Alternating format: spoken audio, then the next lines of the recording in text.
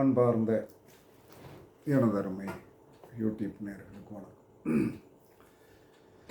இதுவும் ஒரு அற்புதமான பதிவு தான். திடீர்னு நல்லா இருந்த மனிதன் ஒரு ஐசி வார்டு வரைக்கும் போகிறான்னா எந்த மாதிரி கிரக நிலை இருந்தால் அவன் போவான் அப்படின்னு சொல்லக்கூடிய ஒரு ரகசியம். அப்போ இந்த ரகசியத்தை நம்ம தெரிஞ்சுட்டா நீங்கள் செக் பண்ணுறதுக்கு ஈஸியாக இருக்கும். அப்போ அந்த செக் பண்ணுறதுக்கு ஈஸியான ஒரு விஷயந்தான் நமக்கு முக்கியமானது. அப்போ எல்லா மனிதனும் என்ன செய்யணும் அப்படின்னா, நம்மளுடைய கரணநாதன் நின்ற இடத்த பாரு. நம்மளுடைய கரணநாதனுக்கு உண்டான கிரகம் இருக்கும் இல்லையா, கரணநாதனுக்கு உண்டான கிரகம் எல்லாத்துக்கும் தெரிஞ்சிருக்கும்னு நினைக்கிறேன். அப்போ அந்த கரணநாதனுக்கு உண்டான கிரகம் எது அப்படிங்கிறது ஒன்று, அதை நல்லா தெரிஞ்சுக்கிடுங்க. அதை சொல்லிடு. ஏன்னா எல்லோரும் என்ன சொன்னான்னா, ரொம்ப ஈஸியாக தெரியணும்னு நினைப்பீங்க. அப்போ ஈஸியாக தெரியணும் அப்படின்னு நினைக்கும்போது என்ன சொன்னேன்னா, கரணநாதனுக்கு உண்டான கிரகம் எது அப்படிங்கிறத நீங்கள் முதல்ல தெரிஞ்சுக்கிட்டிங்கன்னா அதை பற்றி உங்களுக்கு ஈஸியாக இருக்கும். ஒரு நிமிஷம் எனக்கு பொறுங்கள்.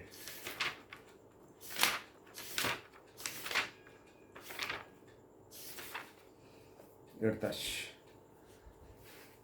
அப்போ பவகரணத்திற்குண்டான கிரகம் செவ்வாய்,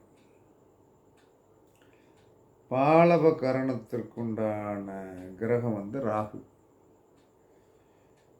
கௌளவ கரணத்திற்குண்டான கிரகம் சனி, தைத்திலை கரணத்திற்கு சுக்கிரன், கரசை கரணத்திற்கு சந்திரன், வணிசை கரணத்திற்கு சூரியன், பத்திரை கரணத்திற்கு கேது, சகுனி கரணத்திற்கு சனிதான், சதுஸ்பாத கரணத்திற்கு குரு, நாகவ கரணத்திற்கு என்ன சொன்னால் ராகு, கிம்ஸ்துக்கண கரணத்திற்கு புழு, மண்புழு, புதன். ஓகேவா? நல்லா எப்பயுமே தெரிஞ்சுக்கிடுங்க. நம்மளுடைய கரணத்திற்கு என்ன கிரகம்னு சொல்லணும், தெரியணும். அதான் மேஜர். அப்படி தெரிஞ்சால் தான் நாம் என்ன சொல்கிறோன்னா, சில விஷயங்களை நீங்கள் ஈஸியாக ஜோதிட சாஸ்திரம் என்பது ஒரு ஆராய்ச்சிக்கு உட்பட்டது. அந்த ஆராய்ச்சிக்கு உட்பட்ட விஷயத்தை நாம் நல்லா தெரிஞ்சு வச்சுருந்தோம்னா, எப்படி நமக்கு கண்ணுக்கு தெரிஞ்சது ரெண்டு கிரகம்தான். நமக்கு கண்ணுக்கு தெரிஞ்சது 2 கிரகம்தான். சூரியனும் சந்திரனும் தெரியும். இந்த பூமியில் நம்ம இருக்கோம், இது தெரியும்.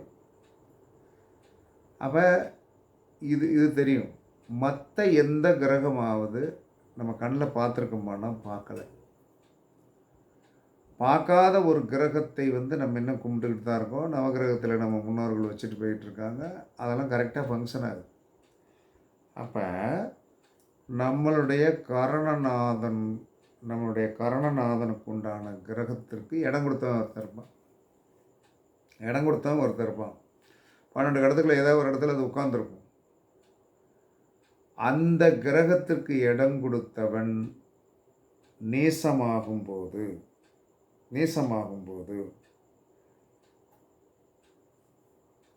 நம்மளுடைய ஆயுள் பாதிக்கும். அப்போ அதுக்கு என்ன சொல்லியிருக்கான் கரணநாதனுக்கு? கரணம் தப்பினால் மரணம். கரணநாதன் எந்த கட்டத்தில் நிற்கிறானோ அந்த கட்டத்திற்குண்டானவன் நேசமாகும் போது. அப்போ சூரியன் நேசமாவது துலாம், சந்திரன் நேசமாவது விருச்சிகம், செவ்வாய் நேசமாவது கடகம், குரு நேசமாவது மகரம், சுக்கிரன் நேசமாவது கன்னி, சனி நேசமாவது மேசம். சரியா?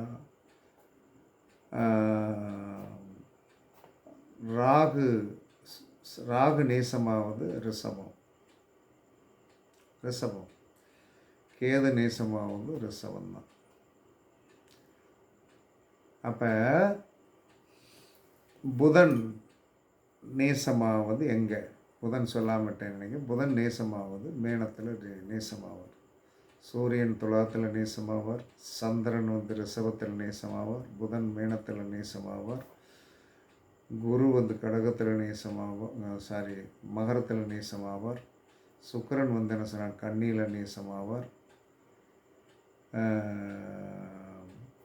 கன்னியில் நேசமாவார். அதற்கடுத்து வந்து என்ன சொன்னான்னா சனி வந்து என்ன சொன்னான்னா மேசத்தில் நேசமாவார், ராகு என்று சொல்லக்கூடியவர் வந்து என்ன சொன்னான்னா ரிஷபம், கேதுவும் ரிஷபம்.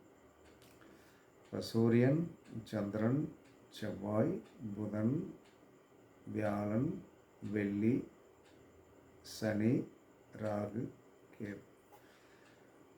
அப்போ ஒவ்வொருத்தர் நேசமாகிற இடம் வந்து இதுதான். அப்போ இந்த நேசமாகிற இடத்த தெரிஞ்சுக்கிடுங்க.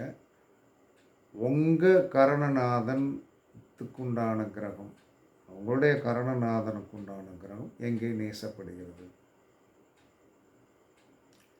அப்போ சூரியன் வீட்டில் வந்து உங்களுடைய கரணநாதன் இருந்தால், சூரியன் நேசமான இடம் துலாம். அப்போ உங்களுடைய கரணநாதனுக்கு வந்து இடம் கொடுத்தவர், உங்கள் கரணநாதன் சிம்மத்தில் உட்காந்துருக்கான், ஆனால் அந்த கிரகம் நேசமாகக்கூடிய மாதம் ஐப்பசி. அப்போ ஒவ்வொரு வருடமும் ஐப்பசி மாதம் நீங்கள் கவனமாக இருக்கணும். அந்த 30 நாள் கவனமாக இருக்கணும். உடல் ரீதியாக, பொருளாதார ரீதியாக. ஏன்னா கருணநாதனுக்கு இடம் கொடுத்தவன் நேசமாயிட்டான், அவங்களுக்கு அடி விழுக போகுதுன்னு அர்த்தம். அதற்கடுத்து உங்களுடைய கருணநாதனுக்கு உண்டான கிரகம் வந்து சந்திரன் வச்சுடும், கடகத்தில் இருக்குது. கடகத்தில் உங்கள் கருணநாதன் இருக்கார். சந்திரன் நேசமாவது எப்போல்லாம் நேசமாவார்னா 27 நாளைக்கு வரைக்கும் என்ன சொன்னான்னா விருச்சிகத்தில் போய் நேசமாகிடுவார். அப்போ நேசமாகும்போது அந்த நாளில் நீங்கள் கவனமாக இருக்கணும். ஓகேவா? அதற்கடுத்து செவ்வாய் நேசமாகிற இடம் வந்து கடகம். செவ்வாய் வந்து என்ன செவ்வாய் வீட்டில் வந்து உங்கள் கடகத்தில் வந்து உங்களுடைய கரணநாதன் இருந்தால் கடகத்துக்கு உண்டான சந்திரன் வந்து நேசமாகுவது விருச்சிகத்தில் நேசமாவார். அப்போ அந்த சந்திரன் வந்து 27 நாளைக்கு ஒருக்க வந்து நேசமாகிப்பார் 2 நாள். அந்த நாள் நீங்கள் கவனமாக இருக்கும். உங்கள் கரணநாதன் சந்திரன் வீட்டில் இருந்தால். ஓகேவா? அப்போ உங்களுடைய கரணநாதன் வந்து புதன் வீட்டில் இருந்தார். அந்த புதன் நேசமாகிறது மீனத்தில் போய் நேசமாவார். அப்போ புதன் எப்போயெல்லாம் வந்து மீனத்துக்கு வருகிறாரோ அப்போ நீங்கள் உஷாராயிருங்க. உடல் ரீதியாக, மன ரீதியாக, பொருளாதார ரீதியாக உஷாராயிரும். ஆயிட்டீங்கன்னா பிரச்சனைகள் இல்லை. அப்போ உங்களுடைய கரணநாதன் வந்து என்ன சொன்னால் செவ்வாய் வீட்டில் இருக்காருன்னு வைங்க. செவ்வாய் வீடு அப்படின்னு சொல்லி வரும்போது விருச்சிகத்திலேயோ மேசத்திலேயோ இருந்தார்னா உங்கள் கரணநாதன் வந்து நேசமாகிற இடம் எங்கே? கடகத்தில் நேசமாவார். அப்போ அந்த கடகத்தில் செவ்வாய் நேசமாகின்ற காலம் ஃபுல்லாக வந்து நீங்கள் கவனமாக இருக்கணும். இருந்தீங்கன்னா தப்பிச்சிருவீங்க. அதுக்கடுத்து வந்து என்ன சொன்னான்னா உங்களுடைய கரணநாதன் வந்து என்ன சொன்னான்னா வந்து குரு வீட்டில் இருந்தால், குரு நேசமாகிற இடம் மகரத்திற்கு குரு வரும்போது இவங்களுக்கெல்லாம் கொஞ்சம் வந்து என்ன சொன்னால் ரிலாக்ஸேஷனாக இருந்துக்கலாம். எப்படின்னா வந்து 12 ஆண்டுகளுக்கு ஒரு தடவை தான் அந்த இடத்துக்கு வருவார். ஆனால் காலம் வந்து ஒரு வருஷம் ரொம்ப வெயிட் பண்ணணும்ல, அதில் கவனமாக இருக்கணும். உங்களுடைய கரணநாதன் வந்து என்ன சொல்கிறான்னா வந்து சனி வீட்டில் இருக்காருன்னு வைங்க. அந்த ஒரு கிரகத்தை வந்து சனி வீட்டில் இருக்காருன்னு வைங்க. அந்த சனி வீட்டில் இருக்கிற காரணத்தினால அந்த சனி நேசமாகிற இடம் வந்து மேசம். அவரும் ரொம்ப லாங் டைம் எடுத்து தான் வருவார். அதனால் நீங்கள் பயப்பட வேண்டியது இல்லை. அதுக்கடுத்து உங்கள் கரணநாதன் சுக்கிரன் வீட்டில் இருந்தால் அவர் நேசமாகிற இடம் வந்து கன்னி. அப்போ அந்த கன்னியில் நேசமாகும் போதெல்லாம் நீங்கள் கவனமாக இருக்கணும். ஓகேவா? அப்போ ராகு கேதுகள் நீசமாகின்ற இடத்திற்கு உரியவன், ராகு கேதுகள் நீசமாகின்ற இடத்திற்கு உரியவன் நீசமாகின்ற காலம். ராகு கேதுகள் உங்கள் கரணநாதனாக ராகு கேதுகளுக்கு இடம் கொடுத்தவன் நீசமாகின்ற காலம் அந்த கிரகம் அதை நீங்கள் கவனமாக இருக்கணும். அப்போ தான் என்ன சொன்னான்னா, இந்த ஐசியூக்கு போகிறது, பெரிய பொருளாதார இழப்பு வர்றது, பெரிய அடி விழுகிறது, பெரிய ஆக்சிடெண்ட் நடப்பது, இத்தனையும் வரும். இத்தனையும் நம்ம என்ன சொன்னோன்னா தெரிந்து வைத்து கொள்ளுங்கள். ஜாதகம் என்பது முதலில் நம்மை தற்காத்து கொள்வதற்கு, நம்மளுடைய ஆயுள் நீட்டிப்பாக இருப்பதற்கு நம்ம எப்படி பதவிசாக இருக்கணும், கிராமத்தில் பதவிசாக இருக்கணும், ரொம்ப கவனமாக இருக்கணும் அப்படின்னு சொல்லுவாங்க.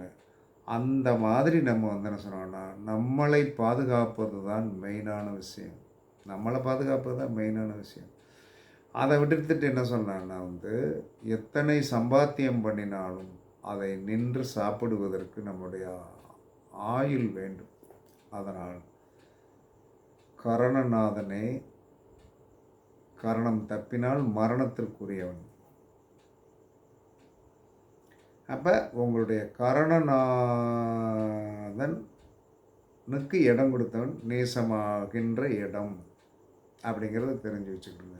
சூரியன் துலாம், சந்திரன் விருச்சிகம், செவ்வாய் கடகம், புதன் மீனம், குரு மகரம், சுக்கிரன் கன்னி, சனி மேசம், ராகு கேது ரெண்டுமே ரிஷபத்தில் தான் நேசம் அப்படின்னு ஆதிகால நூல்களில் சொல்லப்பட்டுள்ளது. இப்போ இருக்கிறவங்க என்ன சொல்கிறாங்கன்னா கேது விருச்சிகத்தில் உச்சம், ரிஷபத்தில் நேசம். அப்போ என்ன சொன்னான்னா ராகு கேதுகள் என்ன சொன்ன, அவர் ராகு ரிஷபத்தில் உச்சம், விருச்சிகத்தில் நேசம்னு சொல்கிறாங்க. அது எந்த விதத்தில் நம்ம ஏற்றுக்கொள்வது என்பது தெரியவில்லை. உங்களுக்கு தெரிந்த சிற்றறிவுக்கு நீங்கள் எது வேணாலும் எடுத்துக்கொள்ளுங்கள். ரெண்டாவது முக்கியமாக தெரிஞ்சு வச்சுக்கிட வேண்டியது, உங்களுடைய கரணநாதன் உங்களுடைய எந்த கட்டத்தில் உங்களுடைய கரணநாதனுக்கு உண்டான கிரகம் நிற்கிறதோ அந்த கிரகம் எங்கே நீசமாகிறதோ அப்போ நீசமாகும்போது அவருக்குண்டான புத்தி அந்தரம் சூட்சிமங்கள் ஓடிக்கிட்டு இருந்தால் நம்பர் 1 டேஞ்சர். அவர் நீசமாகிற காலத்தில் அவர் சார்ந்த ஒருத்தர் என்ன சொன்னார்னா சுக்கிரன் கரணநாதனாக அவர் தனுர் வீட்டில் இருந்து குரு மகரத்தில் நீசமாகும் போது தான் அவருக்கு ஆபத்து வரும், உறுதியாக ஆபத்து வரும். அப்போ அந்த காலத்தில் குரு புத்தியோ குரு அந்தரமோ குரு சூட்சமோ வருகின்ற போது இவருக்கு பிரச்சனை வரும். அப்போ நீங்கள் எல்லோரும் தெரிந்து கொள்ள வேண்டியது, இதெல்லாம் தெரிஞ்சுக்கிட்டிங்கன்னா நாம் கொஞ்சம் நிம்மதியாக இருக்கலாம். இல்லைன்னா என்ன சொல்லலாம், கண்டிப்பாக பாதிப்புத்தன்மைகள் வரும். எல்லோரும் தெரிந்து கொள்ளுங்கள். கண்டிப்பாக என்ன சொல்லலாம்னா, உங்களுடைய வாழ்க்கையில் எல்லாம் தெரிந்திருந்தாலும் இறைவன் தான் பெரியவன், நம்ம பெரியவங்களாம் கிடையாது. நிறைய என்ன சொன்னான்னா, என்ன வீடியோ போடுறதுன்னு தெரியாமல் தான் நான் மதுரையிலேருந்து கிளம்பி வந்தேன். வந்த பிறகும் என்ன சொன்னான்னா 4 வீடியோ போட்டாச்சு. யாருக்காவது இரவு விருந்து அப்படிங்கிற மாதிரி ராத்திரிக்குள்ளே விடிய காலம் பார்த்தாச்சுன்னா ஒரு 2000 பேர் பார்த்துருவீங்க. அதுலேயே எனக்கு சந்தோஷம். மற்றபடி நீங்கள் ஜோதிடம் பார்க்க வரல அப்படிங்கிறத பற்றிலாம் நான்லாம் கவலையெல்லாம் பட மாட்டேன். ஏன்னா இறைவன் நமக்கு கொடுத்து விடுவார். அவர் கொடுக்கறதுனால தான் நல்லாயிருக்கும். அவர் மேல் தான் நம்பிக்கை. அதனால் என்ன சொன்னா, எல்லாரும் தாமரை மோதிரம் வாங்குங்கள், வலம்புரி சங்கு வாங்குங்கள், வலம்புரி விநாயகர் வாங்குங்கள், ரசமணி வாங்குங்கள்.